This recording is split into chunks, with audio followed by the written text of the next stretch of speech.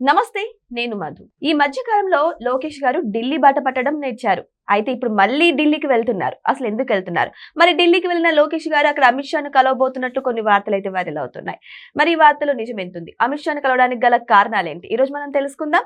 ప్రస్తుతం మనతో పాటు ఉన్నారు సీనియర్ జర్నలిస్ట్ సిఎస్ రావు గారు. వారిని అడిగి మరిన్ని విషయాలను తెలుసుకుందాం. నమస్కారం సార్. సార్, మొన్న ఈ మధ్యనే లోకేష్ గారు ఢిల్లీ వెళ్ళొచ్చారు. మళ్ళీ ఇప్పుడు ఢిల్లీ వెళ్తున్నారు. అసలు ఈ వరుస ఢిల్లీ బాటలు ఎందుకు సార్? అసలు ఏం జరుగుతుంది వెనకాల? చాలా ఆసక్తిగా అందరు చూస్తున్నారు. ఎందుకంటే ఆల్ ఆఫ్ సడన్ గా ఢిల్లీ వెళ్ళిపోతున్నారు. లోకేష్ గారు వెళ్తున్నారు, మళ్ళీ రేపు 20వ తారీఖు చంద్రబాబు గారు వెళ్తున్నారు. అంతకుముందు చంద్రబాబు గారు వెళ్ళారు. చంద్రబాబు గారు ఇటు రాగానే ఈయన మళ్ళీ ఇంకో ఫ్లైట్ ఎక్కారు. అసలు ఇంత జరుగుతుందంటే సంథింగ్ ఏదో ఉండింటుంది అనేది జనరల్ గా అనుకుంటారు కదా. కానీ నాకు తెలిసిన దాని ప్రకారం లోకేష్ గారు ఏంటంటే ఢిల్లీలో ఒక ఏవియేషన్ సర్వీస్ ఒకదాన్ని ప్రారంభించడానికి వెళ్ళారు. ఆ క్రమంలో అమిత్ షా గారిని కలవడానికి అపాయింట్మెంట్ తీసుకున్నారు. అమిత్ షా గారిని కలవబోతున్నారు. ఆయన కలుస్తున్నారంటే ఖచ్చితంగా రాష్ట్రానికి సంబంధించినటువంటి రాజకీయాలు, అలాగే కేసులకు సంబంధించిన అప్డేటు, లేదంటే అభివృద్ధికి సంబంధించినటువంటి అంశాలు, ఈ మూడే ఉంటాయి. అంతకుమించి ఏమి ఉండవు కదా. అయితే ఇప్పుడు రాజధానికి సంబంధించిన అంశం ఒకటి ఉంది. ఆల్రెడీ చంద్రబాబు గారు వెళ్ళి మాట్లాడొచ్చారు. బట్ దాని రెగ్యులర్ ఫాలోఅప్ చేస్తే తప్ప అయ్యే పరిస్థితి కనిపించట్లా. ఎందుకనంటే ఇప్పుడు అమరావతి రాజధాని, అమరావతికి గెజిట్ రావాలి. ఇప్పుడు ఫస్ట్ విడత బడ్జెట్ సమావేశాలు ఆగిపోయాయి. రెండో విడత ప్రారంభమవుతాయి మళ్ళీ. ఈ రెండో విడత బడ్జెట్ సమావేశాల్లో ఖచ్చితంగా అమరావతికి సంబంధించినటువంటి రాజధాని గెజిట్కి సంబంధించినటువంటి బిల్లు పెట్టించాలి అనేది అటు చంద్రబాబు గారు కానీ ఇటు లోకేష్ గారు కానీ బాగా తీవ్రంగా కృషి చేస్తూ ఉన్నారు. దీనికి సంబంధించి న్యాయశాఖ క్లియరెన్స్ ఇచ్చింది, హోంశాఖ దగ్గర ఉంది అని చెప్పి చెబుతున్నారు. సో హోంశాఖ అంటే అమిత్ షా గారి దగ్గర ఉంది. సో అమిత్ షా గారితో మాట్లాడి దాన్ని బిల్లు పెట్టించేటువంటి ప్రయత్నం చేయడానికి లోకేష్ గారు వెళ్తూ ఉండొచ్చు. ఎందుకనంటే యాక్చువల్గా బడ్జెట్ సమావేశాలు ప్రారంభమైన తర్వాత బిల్స్ పాస్ కావట్లేదు, ప్లస్ అసలు బడ్జెట్ సమావేశాలే సక్రమంగా జరగల. దానికి కారణం ఏంటి? అమెరికాతోటి భారతదేశం కుదుర్చుకున్నటువంటి ఒప్పందాలు ఒకటి, ఆర్మీ మాజీ చీఫ్ నర్వేనే రాసినటువంటి బుక్ ఒకటి, వీటి చుట్టూనే తిరుగుతున్నాయి.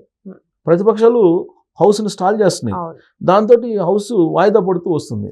అసలు ప్రధానమంత్రి నరేంద్ర మోడీ గారు రాజ్యసభ నుంచి లోక్సభకి రావద్దు అని చెప్పి స్పీకర్ గారు చెప్పేటువంటి పరిస్థితికి వచ్చిందంటే ఎంత సీరియస్గా ఉందో మనకు అర్థం అవుతుంది. ఇంకొక వైపు ఏంటంటే ఆయన మీద అవిశ్వాస తీర్మానం పెట్టారు. ఎవరి మీద? స్పీకర్ మీద, ఓంప్రకాష్ బిర్లా మీద. ఆయన మీద అవిశ్వాస తీర్మానం పెట్టారు. ఇప్పుడు మళ్ళీ విడత బడ్జెట్ సమావేశాలు ప్రారంభం కాగానే స్పీకర్ మీద అవిశ్వాస తీర్మానం మీద చర్చ పెడతారు. ఆ తర్వాత బడ్జెట్ సమావేశాలు కంటిన్యూ అవుతాయి.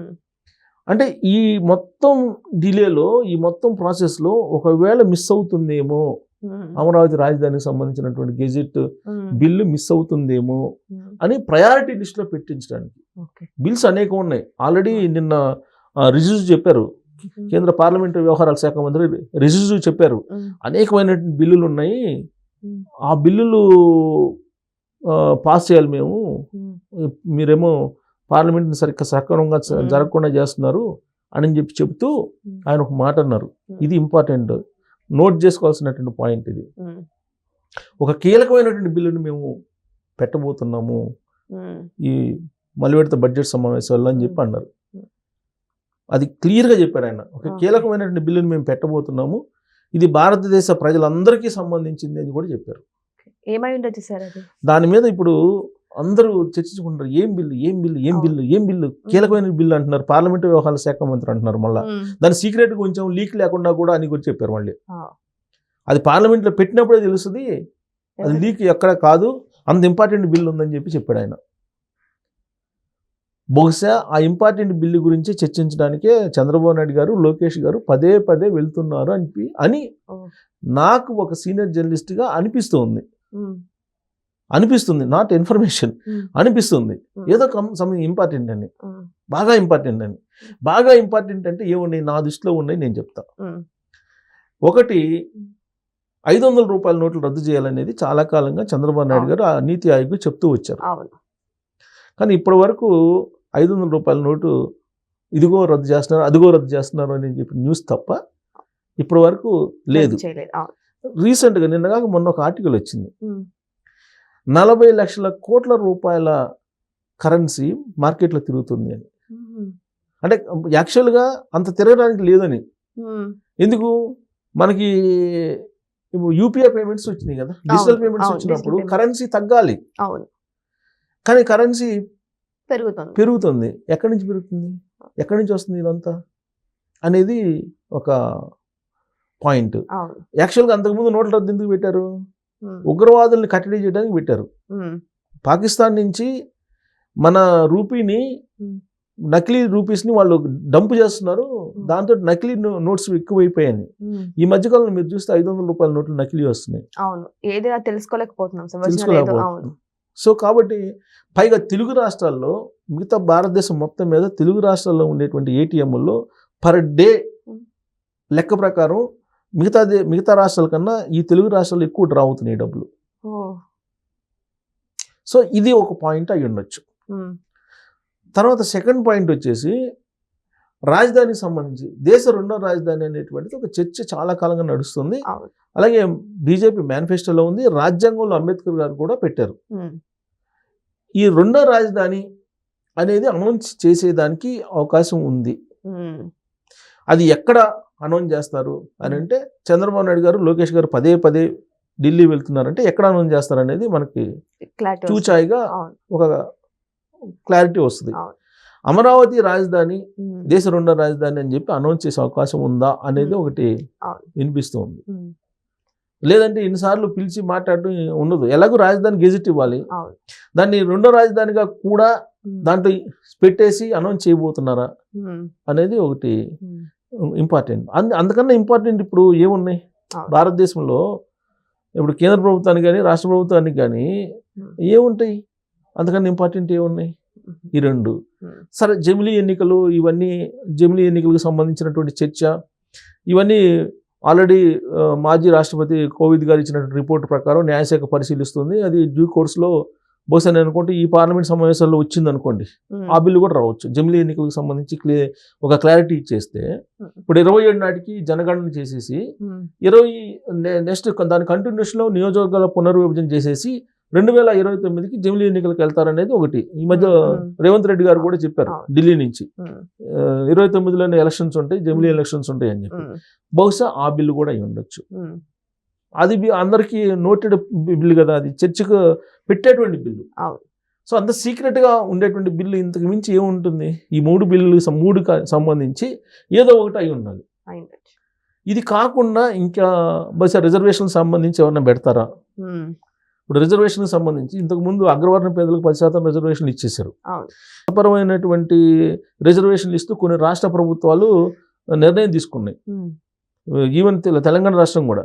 సో మతపరమైనటువంటి రిజర్వేషన్లు చెల్లవు అనేటువంటి ఒక మ్యాండేటరీ ఇస్తారా?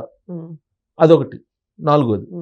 ఇక 5వది ఏముంటుంది? ఇంకా ఉంటే ఈ 4 కాకుండా 5వది ఏముండేటువంటి అవకాశం ఉంది అనేది మనం ఆలోచిస్తే కనుక ఇంటర్నేషనల్ ఇష్యూస్ ఉన్నాయి కొన్ని. ఆ ఇంటర్నేషనల్ ఇష్యూస్ ఎలాగో ద్వైపాక్షిక సంబంధాలు, వాణిజ్య సంబంధాలు ఇవన్నీ నడిచిపోతూ ఉంటాయి. ఇంకెంతకు మించి సీరియస్ బిల్స్ అయితే నాకు కనిపించట్లేదు. లేదంటే ఇంకొక బిల్లు కూడా ఉండే అవకాశం ఉంది. ఇప్పుడు మత మార్పులు ఎక్కువ జరుగుతున్నాయి. ఈ మత మార్పులు జరుగుతున్నటువంటి క్రమంలో ఈ మధ్య కాలంలో అలహాబాద్ కోర్టు కానీ కొన్ని హైకోర్టులు ఇచ్చినాయి, మత మార్పులు చేసుకున్నటువంటి వాళ్ళకి రిజర్వేషన్లు చెల్లవు అని చెప్పి. ఇప్పుడు ఎస్సీలు క్రిస్టియన్స్గా మారారు అనుకోండి, వాళ్ళకి ఎస్సీ రిజర్వేషన్ చెల్లదు అనేది ఒకటి కొన్ని హైకోర్టులు ఇచ్చున్నాయి. ఒకవేళ దాన్ని బిల్లు రూపంలో తీసుకొచ్చి చట్టం చేస్తారా? ఇప్పుడు ఆల్రెడీ ఈ కేసులు చాలా ఉన్నాయి దేశవ్యాప్తంగా. ఇప్పుడు ఈ ఎస్సీలు క్రిస్టియానిటీలోకి మారిపోతే వాళ్ళు బీసీల కింద రావాలి, కానీ వాళ్ళు ఎస్సీల కింద వాళ్ళు రిజర్వేషన్ ఫలాలని అందుకుంటున్నారు. సో దాని మీద చాలా కాలంగా చర్చ జరుగుతుంది. అదేమైనా ఒకవేళ బిల్లు, అదేమన్నా సెన్సేషనల్ బిల్లు పెడతారా? ఇది నా దృష్టిలో ఉన్నటువంటి ఈ 5 బిల్లులో ఏదో ఒకటి అయి ఉండొచ్చు. దాని గురించే వీళ్ళు చర్చించడానికి వెళ్తున్నారు. ఎన్డీఏలో కీలక భాగస్వామి కదా చంద్రబాబు నాయుడు గారు. సో కాబట్టి అట్ట వెళ్తున్నారు అనేది ఒకటి. ఇది ఓవరాల్గా నేషనల్ లుక్లో చూస్తే రిజిజు గారు చెప్పిన దాని ప్రకారం అయితే. ఇక లోకేష్ గారు రాష్ట్రం కోణంలో నుంచి కనుక చూస్తే ఇక ఆల్రెడీ ఇప్పుడు కేసులు ఉన్నాయి. నెయ్యి కేసుకు సంబంధించినటువంటిది ఆల్మోస్ట్ ఛార్జ్ షీట్ వేసేసారు. అలాగే లిక్కర్ కేసుకు సంబంధించి కీలకమైనటువంటి మొత్తం ఇన్ఫర్మేషన్ వచ్చేసింది. ఇప్పుడు నెయ్యి కేసులో కూడా డైరీ దొరకటం ఇవన్నీ చాలా మొత్తం ఆల్మోస్ట్ కేసులన్నీ ఫైల్కి వచ్చినాయి. ఫైల్కి వచ్చినప్పుడు ప్రభుత్వం మీద ప్రెజర్ ఏముంది, మీరు ఎందుకు అసలు వాళ్ళని టచ్ చేయట్లేదు అని చెప్పి అడుగుతున్నారు. సో దీని మీద ఉన్న క్లారిటీ ఒకవేళ తీసుకోవడానికి అమిత్ షా గారితో చర్చించడానికి అవకాశం లేకపోలేదు. మరి బిల్ గేట్స్ వచ్చారు, దాని గురించి కూడా ఏమైనా చర్చించే అవకాశం? బిల్ గేట్స్ వచ్చారు, వెళ్ళిపోయారు, అయిపోయింది కదా. బిల్ గేట్స్ దాని గురించి ఏముంటుంది చర్చించడానికి? ఇప్పుడు వైసీపీ వాళ్ళు కూడా రచ్చ చేస్తున్నారు కదా సార్, ఆయన అమ్మాయిలకు ఆయన వల్ల చాలా ప్రాణహాని ఉంది, ప్రజల ఆరోగ్యాలతో ఆడుకుంటారు అన్న రీతిలో దీనివల్ల కేంద్రం నుంచి కూడా ఒక కాల్ వచ్చిందని ఒక వార్త అయితే వైరల్ అవుతుంది. మరి కేంద్రం నుంచి కాల్ కాదు కానీ బిల్ గేట్స్ అనే అతను అపర కుబేరుడు, ప్రపంచ కుబేరుడు. ఆయన వచ్చాడు, ఆయన వచ్చి ఆంధ్రప్రదేశ్లో already bill gates foundation Sanjeevan అనే ప్రాజెక్ట్ని చేపట్టింది. ఇప్పుడు కేంద్రంలో ఢిల్లీలో ఏఐ సబ్మిట్ జరుగుతుంది. ఆయన సబ్మిట్లో పాల్గొని ఆయన ప్రసంగించాలి. ఈ ఎప్స్టీన్ ఫైల్స్ కారణంగా వద్దనుకున్నారు. ఆ విషయం తెలుసుకుని ఆయన నేరుగా వెళ్ళిపోయాడు. ఢిల్లీలో ఆ సబ్మిట్లో పార్టిసిపేట్ చేయకుండా వెళ్ళిపోయాడు ఆయన. దీంట్లో ఆయన పారిశ్రామికవేత్త, ప్రభుత్వానికి ఏం సంబంధం ఉంటుంది, ప్లస్ హోంశాఖ మంత్రికి ఏం సంబంధం ఉంటుంది, హోంశాఖకి ఏం సంబంధం ఉండదు అది. సో కాబట్టి ఆ అంశం పెద్ద చర్చనీయాంశం, ఆయనతోటి మాట్లాడాల్సినటువంటి అంశం అయితే కాదు. సో బిల్ గేట్స్ అనే ఇప్పుడు ఎప్స్టీన్ ఫైల్స్ 13 లక్షల పేజీలు అండి. ఈ 13 లక్షల పేజీల్లో బోల్డ్ మంది పేర్లు వినపడుతున్నాయి. దలాయి లామా పేరు వినపడుతుంది, మన నరేంద్ర మోడీ గారి పేరు వినపడుతుంది, అనేక మంది పేర్లు వినపడుతున్నాయి. దాంట్లో ఉన్నంత మాత్రాన అది చేసినట్టు కాదు కదా. సరే ఈయన చేశాడని చెప్పి వాళ్ళ మిలింద భార్య చెప్తుంది, ఆయన భార్య. సరే చేస్తే దానికి సంబంధించి అక్కడ తెలుసుకుంటారు అమెరికాలో. ఇక్కడే ఉంది అపర్ కుబేరుడు, ఆయన డబ్బులు పెడితే తీసుకుంటారు. ఆయన డబ్బులు పెడితే తీసుకుంటారు, ఆయన ఫౌండేషన్ డబ్బులు ఇస్తే సాయం తీసుకుంటారు, అభివృద్ధి కోసం చేస్తారు. ఇక్కడ చేసేది ఏం లేదు ఆయన. సో బహుశా అది ఉండకపోవచ్చు, కానీ నేను చెప్పిన 5 బిల్స్ ఏదైతే ఉన్నాయో వీటిలో ఏదో ఒకటి అయి ఉండొచ్చు. అందుకే వీళ్ళిద్దరూ ఒకళ్ళ మార్చి తర్వాత ఒకళ్ళు వెళ్తూ డిస్కషన్స్ చేస్తున్నారని చెప్పేసి నేను ఎక్స్పెక్ట్ చేస్తున్నా. సో బహుశా రాజకీయాల్లో ఇంతకన్నా నేషనల్గా చూస్తే ఇంపార్టెంట్ బిల్స్ మరి ఆయన రిజ్యూజ్ గారు చెప్పిన దాని ప్రకారం ఏమి ఉండవు అనుకుంటున్నా. బట్ అది బహుశా వీళ్ళిద్దరిని పిలుస్తున్నారంటే దేశ రెండో రాజధాని అమరావతిని ప్రకటించడానికి ఏమైనా ప్లాన్ చేస్తున్నారు ఒకేసారి. ఎట్టగో రాజధాని గెజెట్ ఇస్తున్నారు కాబట్టి అనేది సెన్సేషనల్ అంటున్నారు. పైగా రిజ్యూజ్ గారు అందింది సెన్సేషనల్ అంటున్నారు. బహుశా సెన్సేషనల్లో ఇది ప్రయారిటీ ఏమైనా ఉండొచ్చు. సో ఏదేమైనా సరే, ఇటు లోకేష్ గారు అటు నారా చంద్రబాబు నాయుడు గారు ఇద్దరు కూడా ప్రతిసారి ఢిల్లీ బాట పట్టడానికి గల కారణం చాలా ఇంపార్టెంట్ అయింటుందని వార్తలు అయితే వస్తున్నాయి. మరి ఇన్ని ఊహాగానాల మధ్య మరి క్లారిటీ ఎప్పుడు దొరుకుతుంది అంటే వారు అఫీషియల్ గా అనౌన్స్ చేసినప్పుడే. మరి వెయిట్ చేసి చూద్దాం మరి ఏమై ఉండొచ్చు ఇటువంటి ఢిల్లీ బాట పట్టడానికి గల కారణాలు అనేది వెయిట్ చేసి చూద్దాం. Thank you so much. Thank you.